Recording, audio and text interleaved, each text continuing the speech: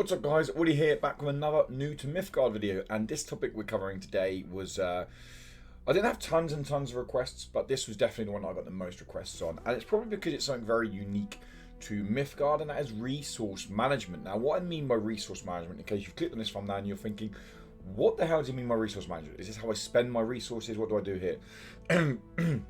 What we're covering in this video is the burning of cards. So how you control the mana based on what deck you're playing, and also making sure you're what we call mana efficient, making sure you're making playing plays at the right time and not burning the wrong cards. Something that I'm still learning to do, but where I've made, trust me guys, I've made many mistakes to make sure you guys don't have to, and that's what we're talking about today. So kind of mana efficient, so when to burn cards and how many cards to burn effectively, and two, what cards you should be burning depending on your hand. Now I have two decks to look at here, two contrasting decks.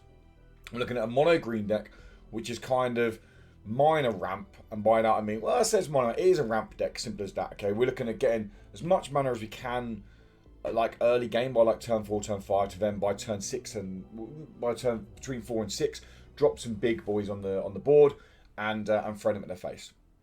That's the aim of this deck. To do that though, we need to keep burning mana. And the other deck we're looking at is a red-orange deck, a bit more aggressive, not like hyper-aggressive, but still an aggressive deck, where we're probably looking at getting smaller units on the board, and then after we get to about turn 4 or 5, we've got to start contemplating how much more mana do we need to burn. But anyway, let's jump straight into it. So the green deck we have here, okay, this is, like I said, we have, you can see down here, I've moved my camera to the other side so you can see the mana curve, okay? We have a nice little up there, and you can see it drops down here, and then we have a few 6+s in the board, in the deck, to kind of get the big guys out. Now what I mean by burning mana is, Mythgard has one of the most unique mechanics of dealing with resource management. Magic the Gathering, you just pull land, you have to find a land card to play a land card to then get more land to play cards.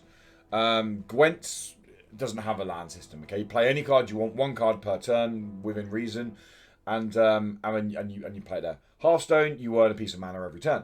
Mythgard, you're in control of your mana. Do I need mana this turn? Do I not need mana this turn? And by that, so many new players in the game come straight in and go, this game just turns into top decking straight away. I thought the exact same. It doesn't.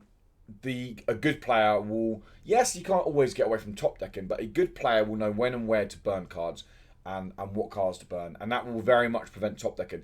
Hand advantage in this game is massive, and you're going to see that in a clip I'm going to play later on, in an example I have for you, okay, where I lost the game because I basically deliberately burnt too many cards. I said deliberately, I don't, but for the sake of this video, trust me. Now, so this deck here, okay, I'm not going to go through the exact cards I'm playing and why I'm playing them, but the idea of this deck is I play mana straight away. With Cobblocks, it allows me to, by turn 4, I maybe have 6 mana, but I only have 4 gems, and that's another thing we need to remember here, okay? So in this deck, it's mono green. I don't need to worry about my ratio of gems. I can just burn cards willy-nilly, but I can't. And by that I mean, okay, let's say we're on turn 3. We're going into turn 4, okay, and I've got an Avenging Alpha in hand, I have a Gamian in hand, and I have a Leshy Green in hand, okay? So we're on turn 3, we're going to turn 4. Now maybe there's 6 units on the board, so the Leshy Green is a good play. But all of a sudden I've got to start thinking, am I going to be staying mana efficient with that? Now it's a great play to get the Leshy Green out. I'm going to have 1 mana left over. But I need to start thinking with this deck, okay, my Gamian's a very good card because it's Divination 2, which you don't know allows me to look at the top 2 cards of my deck. All of a sudden that starts setting up. Maybe I've only got 3 cards left in hand.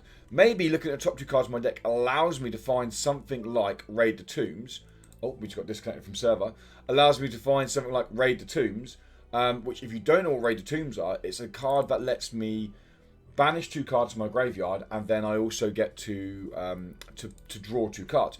That's massive. That now means I can banish 2 cards from my graveyard. I get to find 2 cards. I now have 4 cards in hand, not 3, and I also have more choice of what cards to burn. So my first tip, guys, is if you have any ability in your deck to draw a card, always draw a card before you burn a card. Okay. Now, when it comes to burning cards, let's say we're at turn 3, and we have the exact same. We have Leshy Green, we have Avenging Alpha, and I have Gamian in hand. Now, what card I burn? Now, I have to burn a card, theoretically, because this deck relies on getting out the big guys around here to get the win con, okay? So what card do I burn? Well, I can't sit here now and say that. It's going to depend on the situation, but it's not a case of willy-nilly burning cards. There are two things that I take into consideration when burning cards. First thing is rarity, okay? So the first thing I take in is rarity. So rarity and playing style. So for example, Avenging Alpha is an uncommon. However, I'm only playing 2 of them, the same amount I'm playing as Leshy Green, okay? Now, whereas Gamian is also uncommon, but I'm playing 3. So technically burning Gamian, as long as I haven't played any before or anything like that, none have been discarded before, I have a higher percentage chance of drawing a Gamian back. Okay, so if I don't need Gamian right now, but I think I might need him later on, there's a chance I'm going to burn Gamian because I have 3 cards in my deck. I have more chance of drawing it back. Now, Leshy Green, as I said, playing Leshy Green in the right situation is amazing. If they have 4 cards on their board, and we drop Leshy Green for a 4/4 because he comes out with himself included as well, then that's not a bad play. But wait a minute, I've got a mana left over. So a 4/4 is absolutely fine. Whereas, wait a minute, I can be mana efficient. I can get my 6 mana out here. I can burn Leshy Green to maybe draw in later when he's more efficient. I can get a 4-cost card out that's going to come out for a 6/6 potentially.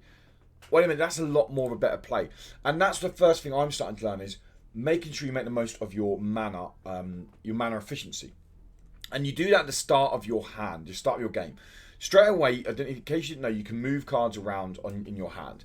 And I will put them into 1s, 2s, 3s, 4s, and I'll start burning cards. If I have House Elf and Grinning Coblock in my hand, I will normally burn a House Elf to throw Grinning Coblock out. Just because if I've got a 2-drop card in my hand, I want to play a 2-drop on turn 2. There's a reason that there's a card of 2-drop is a 2-drop over a 1-drop, and that is basically because it's more powerful, okay? And then turn 3, I'm going to be dropping a 3-drop card, okay?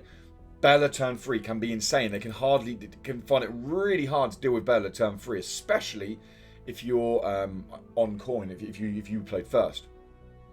And it basically means that by the time I get to turn 5, I've burnt my cards up. I can start getting out these. Turn 6, I can start getting out Vilja, and I can start getting my big guys out, okay?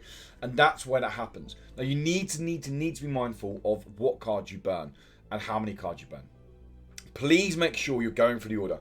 I have a 1-drop. There's nothing wrong, and this is one of the biggest mistakes I see so many beginners players make, and I know they make it because I used to make it all the time, is having something like Murmur in hand and going, I can't burn this. This is a mythic. I have 1 chance of finding it again. I need to keep this till turn 6. That is absolute nonsense. Get rid of this card. If I have this card in hand turn 1, it goes straight in there. It goes in there straight away because, yes, it's incredibly strong late game. I need 6 mana for this, so I'm not playing this card for the next 4 turns minimum. Okay, if I burn it first card, there's a chance I find it quicker. Whereas if I burn it on turn 4 and then I need it turn 6, I've only got 2 turns to find it. If you have a mythic in hand, it's a 5-drop or a 6-drop. Honestly, I would say just burn it. Turn 1, burn it. You've got more chance of finding it. It's a free burn. You still got your lower units there. You're not starting to contemplate what units do. Do not worry about burning cards based on them being mythics or rares. If it's a big mythic, just burn it and hopefully draw it back later on, okay? Especially with cards like Gamian where you can use Divination, okay? That's a really big tip. So far we've got making sure you put your cards in order, and make sure if you've got mythics, don't be afraid to burn mythics, okay? Now this deck needs me to get up to really 8-9 mana. So I need to find ways of continuing to burn cards. We do that by, 1, we play Journey of Souls to keep cards bouncing back in our hand. We have small units here, okay? We play cards like Born Again, which at the end of my turn, it returns back to my hand if it's in the graveyard, okay?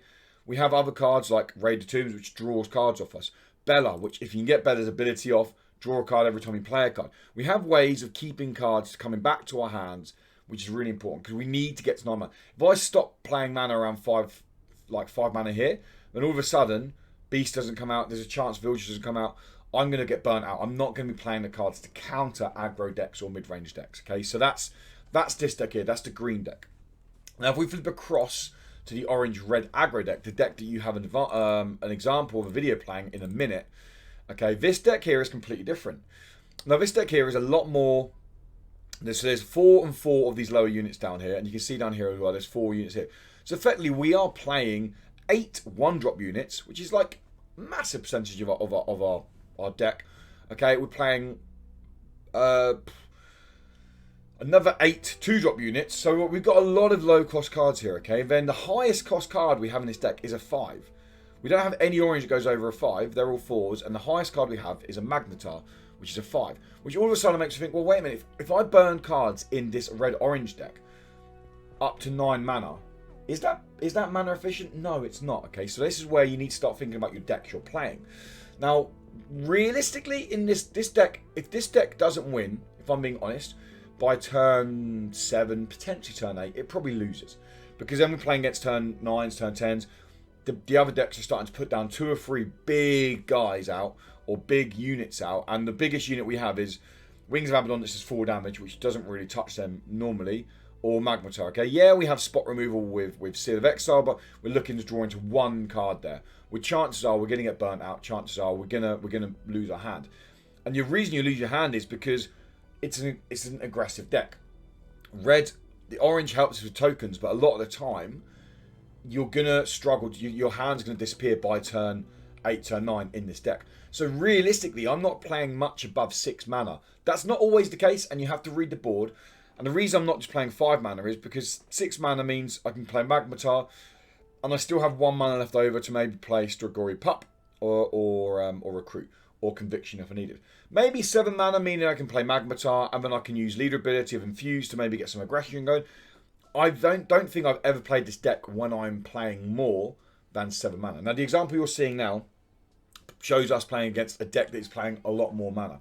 And they're aiming to get up to like 8, 9 mana. And we actually go on to lose this game because we burn through our hands. You can see already we've only got tokens left in hand. We're stuck around 5 mana. And that's a kind of good place to be, but we burn out very quickly. We didn't manage our hand very well. We haven't managed our deck very well. And we're now left just with tokens in deck, which can't be burned. We're stuck on 5 mana. We're top decking, whereas our opponent has a good hand. They're now ramping up to 8, 9 mana. We're getting to the point where we're going to auto lose this game. We took a very good aggressive start, but we burnt too many cards when we didn't need to, okay? In a red-orange aggression deck, I wouldn't definitely burn cards up to turn 4, but around turn 4, if you haven't got a Magnetar in hand or anything like that, then sometimes not burning a card is more beneficial. Definitely just holding onto the card and just playing the long game. Cards that you can throw down as chump blockers, cards that you can just kind of bait out, wait out to maybe get the Magnetar in hand, maybe get some board removal in hand, maybe get some Seal of Exile in hand. Something that can kind of open up the field so you can get a big explosive play. Because it can happen in aggro decks. But that's the way that is there. Now again, talking about card efficiency or mana efficiency in this deck is exactly the same. If you are on turn 3 and you have a Wyvern, Iron-Belly Wyvern in hand, a Pup in hand, and a Wings of Abaddon in hand, well, I've got to think, Wings of Abaddon, I want to be playing next turn. Wings of Abaddon can be such a strong card on turn 4. It can be spot removal. It can play in well with Journey of Souls if I'm running Journey of Souls, which we are. And it can also be 4 damage to the face. With Overrun, if they've got like a chump blocker out, a blocker that's 1/1, I'm still getting 3 damage to the face. I'm moving a minion. It can be very, very powerful. I can even use his ability to sacrifice one of my own minions, give it immortal so it just doesn't remove. Okay, it's insane. Now, if on turn 3, like I said, I have Pup, I have Wyvern, and I have Wings of Abaddon, I'm burning Pup. Okay, Pup plays, I have 2 mana left over. The only time I might not play Wyvern Belly is if I can remove something on board by using Infuse. I might drop a Pup to then use my 2 extra mana to infuse something and hit. That's going to be an unlikely play. The chances are I'm going to be getting Wyvern out. This is more of an aggressive deck and trying to get Wyvern to the face. Okay, it's 3 cost card. Burning Pup, meaning I have my red gems, or potentially my red gems, to drop Wings of Abaddon on turn 4. I'm dropping it on curve, and it's going to be an efficient play. It can be big removal on one of their mid-range units, or it can be 4 damage to the face. Meaning over 2 turns, we're potentially getting 3 damage to the face with Iron Belly. Iron Belly Wyvern, and we're getting 7 damage overall then, adding that with Wings of Abaddon. So, yeah, that's kind of the main gist of this video.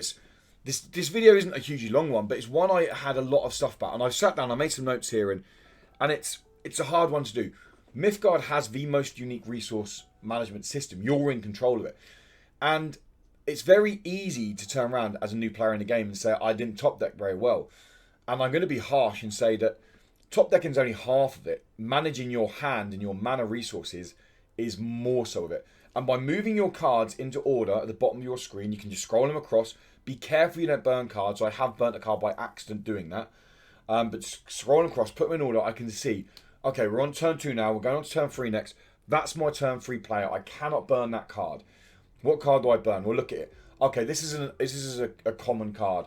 I know I'm running 4 of these in the deck. It's not great now. I'll burn this. I've got more chance of putting one later if I need to, okay? And I can drop it down there. And then that's my resource management.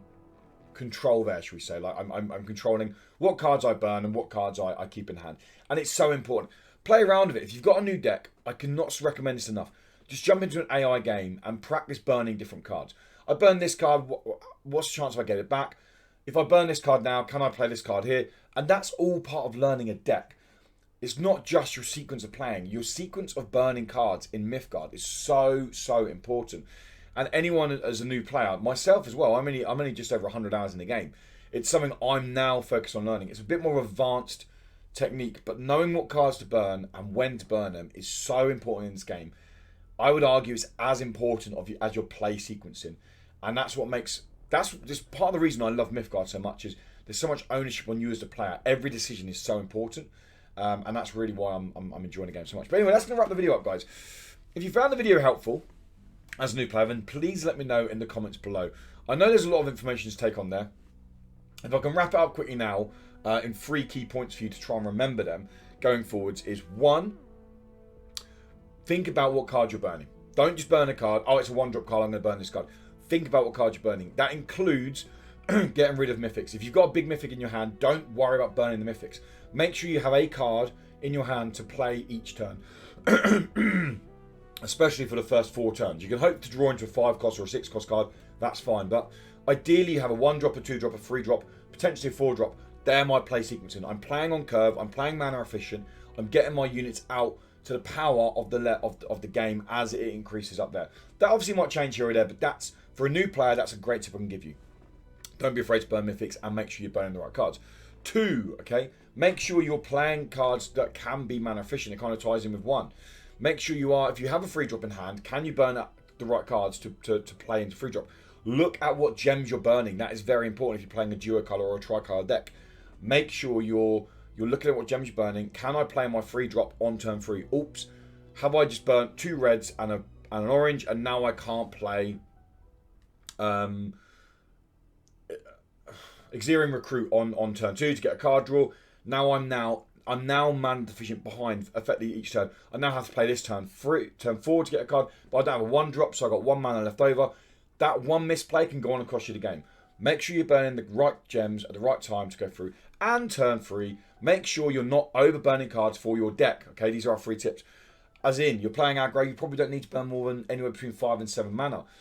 You're playing ramp, then yeah, you need to keep burning mana to get up to your 8s, 9s, potentially 10 mana to really get your big units out consistently. Being able to drop 2 big units on the board against an aggro deck is devastating.